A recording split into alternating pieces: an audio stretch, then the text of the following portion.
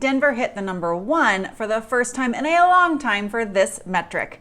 Time for your Denver housing market update for July. Hey everyone, it's Allison Wall with Live South Denver, your real estate strategist and realtor for the South Denver area. We're diving right into the numbers and then we're finishing up with some straight talk about where the market's headed. Crash? No crash? By the way, what do you think? Buyers put 4,700 homes under contract in June. That's a 20% drop from the month before and a 22% decrease from the year before. We saw about 5,000 closings in June. That's down 20% from the year before. And it's also down 14% from 2 years ago. This is actually the fewest number of closings we've had in 5 years. This makes complete sense considering the market slowed down immediately as soon as May hit. I mean, by Mother's Day weekend, it was like, whoa, the reins were pulled back. So all of the May purchases are what closed in June. So this is really not a big surprise. We had 7,000 new listings in June. That's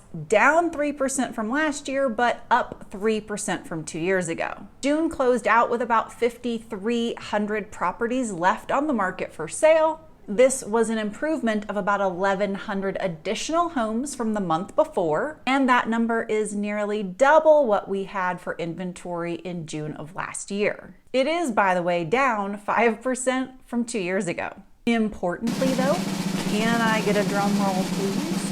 We are now at 1.05 months of inventory in the Denver market. We have not been over 1 month of inventory since May of 2020. This is huge. We have gone so long in such a tight market that 1 month of inventory almost feels like a buyer's market. It feels like the market's fully flipped on its head. We typically call a buyer's market anything over 4 months of inventory. Some people will say over 6 months of inventory. I'll just tell you the shift happened so quickly and there is so much choice on the market that it is a shock to the system. We're going to talk more about that in a few minutes. The average days on market increased by 2 days to 11. It's also up 2 days from last year as well. The average last June was just 9 days and the median days on market for June went up 1. It hit 5 days this month.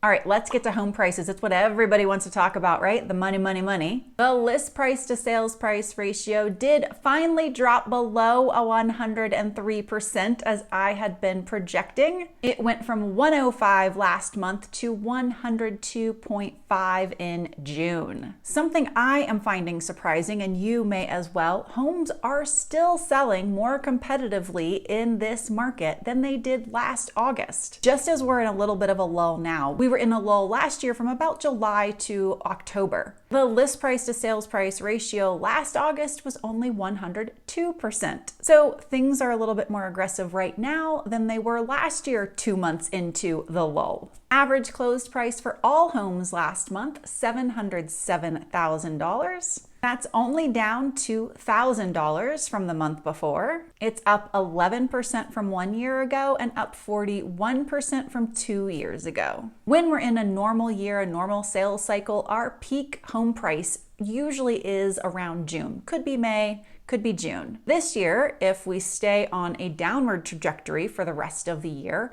our peak sales price will have been in April. 2 years ago, we had our peak sales price in October, so I'm not saying that we won't have a rebound and have a peak price later this year. The single family home price average for June is $798,000. Down just $1,000 from the month before. This is up 11% from 2021 and up 44% from 2 years ago. A condo and townhome average price is $502,000 for June. That is up $7,000 from the month before and is up 16% and 36% respectively from the last 2 years. Flipping over to those median home prices. The median sold price of all homes in June was $610,000. That is down $4,000 from the month before, but that's up 13% from 1 year ago and up 38% from 2 years ago. When we look just at single family homes, the median sold price in June is $667. That's down just $3,000 from the month before. It's up 11% from 1 year ago and up 40% from 2 years ago. The condo and townhome median sold price for June is $430,000. That was actually no change from the month before. It's up 14% from a year ago and up 33% from 2 years ago. Key takeaways. Inventory is over 1 month. This is huge. There's some breathing room in the market. It's not frenzied. Buyers have a chance to think about a home before they have to put an offer on it. You can walk through it for more than 15 minutes and without 8 other people in the house. I mean, there's just a little bit of space in the market, which is nice. The price appreciation is hovering around 15% or even less, and that's been true for the last 2 months, where for most of the last 2 years, we've been at 20% price appreciation month over month or more. So we are certainly seeing a softening in the market, and really that's a plus as well. Home list prices are softening. Agents are listing homes, if the sellers will let them, at lower prices than they were before, because in the hot market we were pacing ahead of the market. There was no reason to price low and get 50 offers when you could price a little bit ahead and have 20 competitive offers. It's a lot of work to deal with 50 offers, and it overwhelms the seller. Well, now agents are having to price a little bit low as long as the seller will allow them to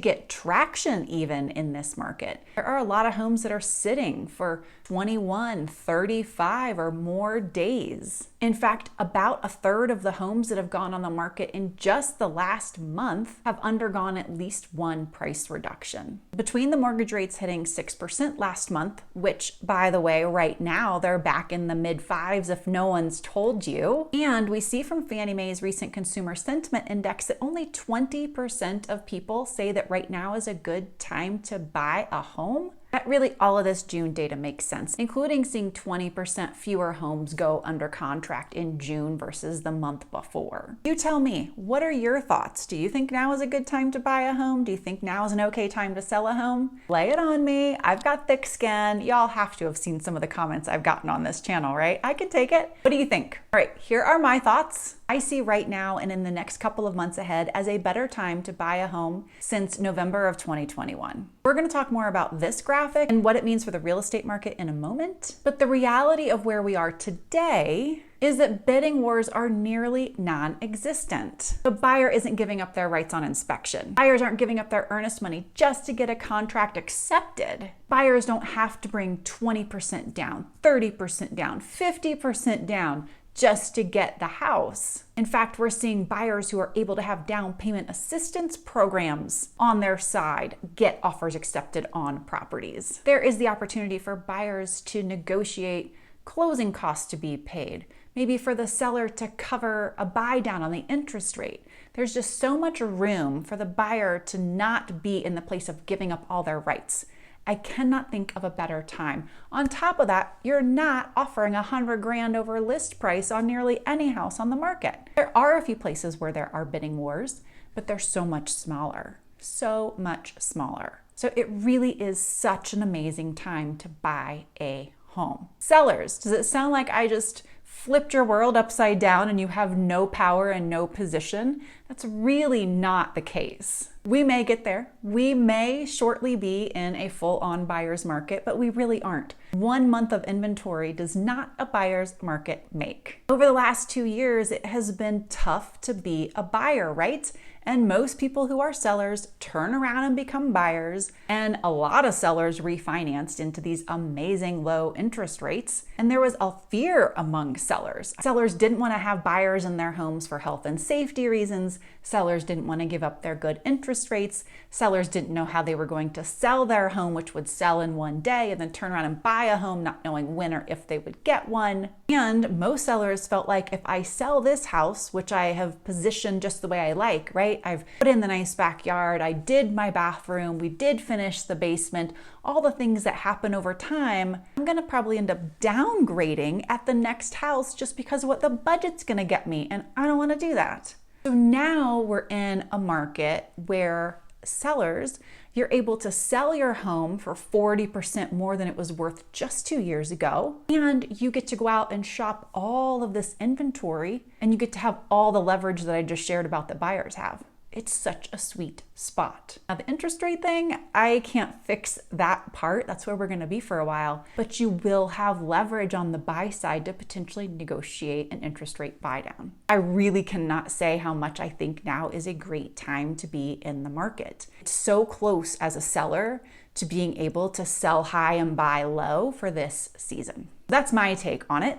But please share your pushback, your agreement, your disagreement, your I don't knows. I love it.